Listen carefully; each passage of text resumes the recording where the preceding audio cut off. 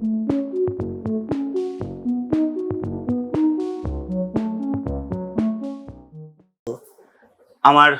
গলার জন্য আমাকে একটু মাফ করবেন, আজকে আমার গলার অবস্থা খুব একটা ভালো না, একটু ঘ্যাস ঘ্যাসে শোনাতে পারে।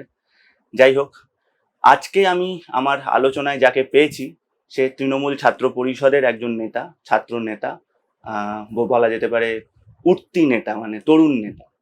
তার সাথে আমি আজকে বিভিন্ন রাজনৈতিক বিষয় নিয়ে আলোচনা করব, পশ্চিমবঙ্গের বর্তমান হাল হকিকত নিয়েও আলোচনা করব এবং 2026-এর বিধানসভা নিয়েও তার সাথে একটু আলোচনা করব। আমার সাথে রয়েছে কল্লোল কর্মকার। কল্লোল, তোমাকে স্বাগত কল্লোল আমাদের চ্যানেলে। কল্লোলকে আপনারা আমাদের ডিবেটে দেখেছেন, কিন্তু আজকে সামনাসামনি কল্লোলের সাথে একটু গল্প করার সুযোগ হলো। তো কল্লোল, প্রথমে আমি বলবো, এই মুহূর্তে যখন আমরা ভিডিওটা রেকর্ড করছি, পশ্চিমবঙ্গে দুখানা ঘটনা ঘটেছে যেটা আমি তোমাকে বলবো। এক হচ্ছে তৃণমূল কংগ্রেস একটি বিধানসভা উপনির্বাচনে বিপুল ভোটে জিতেছে, তৃণমূল কংগ্রেসের ওভারঅল ভোট পার্সেন্টেজ বেড়েছে। তৃণমূলের জায়গা থেকে এটা অত্যন্ত পজিটিভ, যদিও আসনটা তৃণমূলেরই ছিল, কিন্তু তৃণমূল তার একটা জয়ের পার্সেন্টেজ বাড়িয়েছে। কিন্তু তার সাথে সাথে আমরা দেখতে পেলাম যে দুখানা ভয়ানক হিংসার ঘটনা ঘটেছে। পুরো বিষয়টাকে কিভাবে দেখছো যদি একটু বলো। না দেখুন, গতকাল যে ঘটনাটা আপনাদের সামনে উঠে এসেছে সেটা হচ্ছে সাউথ ক্যালকাটা ল কলেজের যে মর্মান্তিক ঘটনা। মানে একজন দাদা হিসাবে বা একজন পুরুষ হিসাবে এই যে ঘটনাটা ঘটেছে, মানে সেটার জন্য মানে শুধু ক্ষমা চাইলেই হবে না, মানে ক্ষমার ওপরে যদি কিছু থাকে সেটা চাইতে হবে। এবং দলের সাথে যুক্ত ছিল এমন ব্যক্তি সেটা করেছে, সেটাই মানে আমাদের ব্যর্থতা, যে দলের সাথে যুক্ত ছিল এমন একটা ছেলে যে মানে বিগত কিছুদিন ধরে যুক্ত ছিল না হয়তো, কিন্তু একটা সময় তো যুক্ত ছিল, অর্থাৎ দায়ভার তো আমাদেরকে নিতেই হবে। এবং তাকে পশ্চিমবঙ্গ প্রশাসনের তরফ থেকে বিভিন্ন শাস্তির দিকে এগিয়ে দেওয়া হয়েছে এবং দলের ছিল বলে তাকে আমরা কোনো সাপোর্ট দিচ্ছি এমনটাও নয়। তবে আইনের পথে চলুক, এটাই আমরা চাই। এবং ধর্ষণ যে হয়েছে এটা তো মানসিকতা, মানে রাক্ষস, সেটা সমাজের মানে যে কোনো স্তরেই থাকতে পারে এবং তাদেরকে চিহ্নিত করা হোক প্রশাসনের তরফ থেকে হোক বা দলের তরফ থেকে হোক বা সমাজের তরফ থেকে হোক, সেটাই। এবং ধর্ষণ এই যে ব্যাধি, এই ব্যাধিটা মানে পুরো ভারতবর্ষ এবং পৃথিবী থেকে যাতে মানে চিরতরের জন্য নির্মূল হয়, সেটাই আমাদের প্রয়াস করতে হবে, আর অন্য কিছু নয়। আমি শেষ কথাটার সাথে ডেফিনেটলি এগ্রি করছি, কারণ ধর্ষণ আমি মনে করি খুনের থেকেও বেশি অপরাধযোগ্য অপরাধ, এটা ঠিক। কল্লোল, আমি পরের প্রশ্নে যাব। সেটা হচ্ছে যে বিভিন্ন ছাত্র সংসদ, যেহেতু তুমি একজন ছাত্র নেতা, ছাত্র মানে সংসদের সঙ্গে যুক্ত, সেই জন্য আমি তোমাকে এই প্রশ্নটা করবো যে বিভিন্ন বিরোধী যে ছাত্র সংসদ আছে, এসএফআই, সিপি, এবিভিপি বা অন্য যে ছাত্র সংসদগুলো আছে, সংগঠনগুলো আছে, তারা বারবারই দাবি করে যে কলকাতা পশ্চিমবঙ্গের কলেজগুলোতে ছাত্র নির্বাচন বন্ধ, ইউনিটগুলো কিন্তু সমস্ত এখন এই মুহূর্তে অকেজো হয়ে আছে। এই নির্বাচনের জায়গা থেকে কিভাবে দেখছো বিষয়টা, যে কবে নাগাদ মানে এই নির্বাচন হতে পারে বা নির্বাচন কেন বন্ধ? দেখুন, এটা আমি একজন ছাত্রনেতা হিসাবে বলবো যে প্রত্যেকটা কলেজে নির্বাচিত প্রতিনিধি থাকুক এবং স্টুডেন্ট মানে সাধারণ ছাত্রছাত্রী যাকে রায় দেবে তাকেই আমাদেরকে মাথা পেতে গ্রহণ করে নিতে হবে। এবং এই যে ছাত্র নির্বাচন হচ্ছে না, এই ব্যাপারে আমি একটাই কথা বলবো, এমনটা নয় যে আমাদের তৃণমূল কংগ্রেসের তরফ থেকে আমরা ছাত্র নির্বাচন করার চেষ্টা করিনি বা তৃণমূল ছাত্র পরিষদের তরফ থেকে আমরা চেষ্টা করেছি। আমরা 2019 সালে দেখেছিলাম, আমি নিজে প্রেসিডেন্সি বিশ্ববিদ্যালয়ের ছাত্র, সেখানে এসএফআই বিপুল ভোটে জয়যুক্ত হয়েছিল। 2019 সালে হয়েছিল কিছু কিছু বিশ্ববিদ্যালয়তে।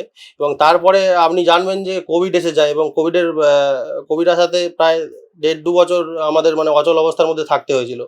তো তারপর থেকে বিভিন্ন ঘটনা ঘটে রাজ্যের রাজনীতিতে, তারপরে আর ছাত্র নির্বাচন করা সম্ভব হয়নি। কিন্তু আমার রাজ্য সভাপতি তৃণাঙ্কুর ভট্টাচার্য সম্পূর্ণ আশ্বাস দিয়েছেন যে ছাত্র নির্বাচন হবে, ঠিক আছে। তো সেটাই আমাদের সময়ের ওপর অপেক্ষা করে থাকতে হবে, সময় কি বলে। আমি একটা কথা তোমাকে বলবো, কারণ এটা যারা আমরা মানে সবাই মোটামুটি কলেজে পড়াশোনা করেছি, কলেজের রাজনীতির সঙ্গে কিন্তু মানে রাস্তার রাজনীতি বা পারিপার্শ্বিক রাজনীতির মধ্যে একটা ডিফারেন্স আছে। আমি একটা জিনিস তোমায় জিজ্ঞেস করবো, সেটা হচ্ছে যে রিসেন্টলি, এটা ভারতবর্ষের ক্ষেত্রেও প্রযোজ্য এবং পশ্চিমবঙ্গে যেহেতু জেইউ আছে আমি সেই হিসাবে প্রশ্নটা করছি, যে আমরা দেখতে পাচ্ছি বারবার পশ্চিমবঙ্গের মানুষ কিন্তু সেকুলার ধর্মী মানুষ, তারা কিন্তু ধর্ম নিরপেক্ষ একটা মানসিকতার বিশ্বাসী বেশিরভাগ মানুষই পশ্চিমবঙ্গের বাঙালি যদি আমরা লক্ষ্য করে দেখি। এবং ডেফিনেটলি আমরা কখনোই কোনো সাম্প্রদায়িকতাকে সাপোর্ট করতেই পারি না, কারণ আমরা মনে করি সাম্প্রদায়িকতাটাও অত্যন্ত ঘৃণ্য একটা জিনিস। কিন্তু আমরা রিসেন্টলি দেখলাম যে জেইউতে কিন্তু এবিভিপি যথেষ্ট ভোটে জিতেছে এবং এটা বারবার এটাও বাম কংগ্রেস বা বামপন্থী যে ছাত্র সংসদ সংগঠনগুলো আছে তাদের তরফ থেকে একটা কথা বলা হয় যে এখানে নাকি তৃণমূল ছাত্র পরিষদ কিছুটা জায়গা করে দেয় এবিভিপি কে, মানে এই একটা সেটিং এর গল্পের কথা বলা হয়।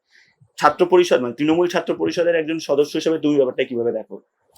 না, না, দেখুন, আমাদের নেতাদেরকে বিজেপি তাদের যে সমস্ত এজেন্সি আছে, অর্থাৎ ইডি, সিবিআই, এদেরকে দিয়ে হেনস্থা করবে, এবং আমরা এতটাও মেরুদণ্ডহীন হয়ে যায়নি যে তাদের সাথে সেটিং করতে হবে, ঠিক আছে?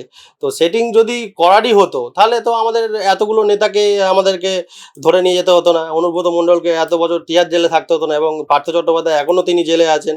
তাহলে সেটিং যদি পলিটিক্স হয়ে থাকতো তাহলে তো আমরা মানে এইভাবে সেটিং করেই তো তাদেরকে ছাড়িয়ে আনতে পারতাম। প্রথমত এটাই গেল। আর দ্বিতীয়ত সেটা হচ্ছে একজন মানে রাজনীতির ছাত্রনবিশ হিসাবে আমি মনে করি, বা শিক্ষানবিশ হিসাবে আমি মনে করি যে কোনো জায়গাতেই মানে কোনো পার্টিকুলার দলের মানে কোনো একটা নির্দিষ্ট দলের মনোপলি থাকা উচিত নয়। এটা গণতন্ত্রের জন্য মানে ব্যাপক মানে ভয়ঙ্করের দিকে এগিয়ে যেতে পারে মনোপলি যদি উঠে আসে, ঠিক আছে?